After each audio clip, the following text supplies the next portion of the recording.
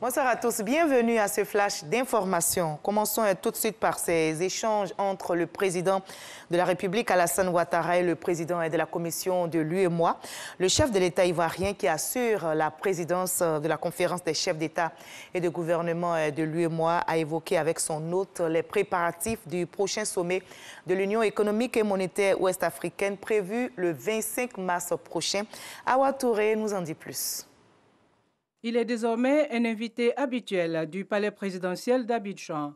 Et comme à chaque visite, le patron de la commission de l'UEMOA, Union économique et monétaire ouest-africaine, vient faire le point sur les activités de l'organisation sous-régionale au président de la conférence des chefs d'État de l'UEMOA, le président Alassane Ouattara.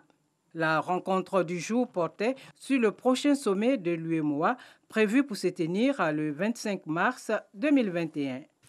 Comme de coutume, je suis venu m'enquérir des orientations et autres instructions du président de la conférence, instructions et orientations fort utiles pour l'élaboration des dossiers qui seront inscrits à l'ordre du jour de la conférence. Bien sûr, ces dossiers seront élaborés et examinés en lien avec les autres organes et institutions de l'Union. Mais comme de coutume, en pareille circonstance, j'ai saisi l'opportunité pour faire aussi un bref état des lieux de notre Union à son Excellence Monsieur le Président de la République. Notre Union qui, comme vous le savez, est traversée depuis un an par une triple crise sécuritaire, sanitaire et socio-économique, à laquelle les gouvernements, les institutions comme les nôtres, les partenaires techniques et financiers cherchent à apporter les solutions les plus viables et les plus efficaces, notamment pour soulager les populations victimes des conséquences de cette triple crise dont je viens de parler. Abdallah Boureima a également confié au chef de l'État le vœu de toute la sous-région concernant les prochaines élections législatives en Côte d'Ivoire. J'ai exprimé au chef de l'État nos vœux et nos prières pour que les élections législatives qui vont se dérouler le 6 mars se passent dans un climat de paix et de sécurité. Nous n'en avons pas de doute parce que ce sont des élections auxquelles l'ensemble des partis politiques ont adhéré. Créé le 10 janvier 1994 à Dakar, au Sénégal, l'UEMOA regroupe 8 États de l'Afrique de l'Ouest liés par l'usage d'une monnaie commune, le franc CFA. Voilà, vous l'avez entendu, les législatives en Côte d'Ivoire auront lieu le 6 mars prochain. Les partis politiques se préparent activement pour ce scrutin. Le RHDP vient justement d'investir ses candidats. Le parti au pouvoir enregistre plus de 200 candidatures. Le président Alassane Ouattara est présent hier à la cérémonie d'investiture des candidats du RHDP, a appelé chacun à mener une campagne citoyenne sur le terrain, à utiliser le bon ton pour des élections apaisées. La campagne pour les législatives, je rappelle, démarre le 26 février prochain sur toute l'étendue du territoire. Les chrétiens catholiques ont démarré ce mercredi le carême par l'imposition des cendres, un temps fort qui sera marqué par le jeûne et la pratique de la charité. Les chrétiens sont donc appelés à se rapprocher davantage de Dieu.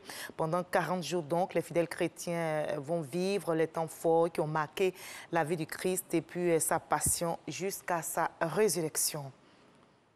Le ministre de l'Agriculture et du Développement rural a prononcé une conférence de presse aujourd'hui dans la commune du Plateau avec le directeur général du Conseil Coton Anacat, une rencontre avec les médias pour présenter les dispositions pratiques arrêtées par le gouvernement ivoirien en vue d'assurer à la campagne 2021 de cajou un bon déroulement.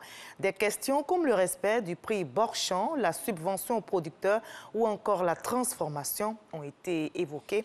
On en reparle ce soir à 20h. À l'étranger, 42 personnes ont été enlevées après l'attaque d'une école au centre-ouest du Nigeria. Le rapt a été opéré par des hommes armés la nuit dernière. Un ratissage est en cours pour retrouver les ravisseurs et leurs otages. Les forces de l'ordre, avec un soutien aérien, mènent les recherches. Ce nouvel enlèvement s'ajoute aux nombreuses violences de groupes criminels que connaissent depuis 10 ans maintenant le nord-ouest et le centre du Nigeria. En décembre dernier, par exemple, plus de 300 élèves dans un pensionnat dans le nord du pays avaient été enlevés avant d'être libérés une semaine plus tard. Le groupe terroriste Boko Haram avait revendiqué le rapt.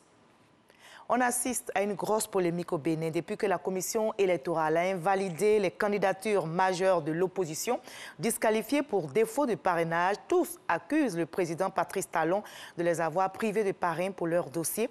La plateforme de l'opposition ne désarme donc pas, elle durcit le ton et demande au gouvernement de faire sauter en urgence ce verrou. Le gouvernement, ce qui arrive est de la faute des opposants. Notez qu'aujourd'hui même, mercredi 17 février, la Cour constitutionnelle statue sur les recours formulés par les autres candidats recalés.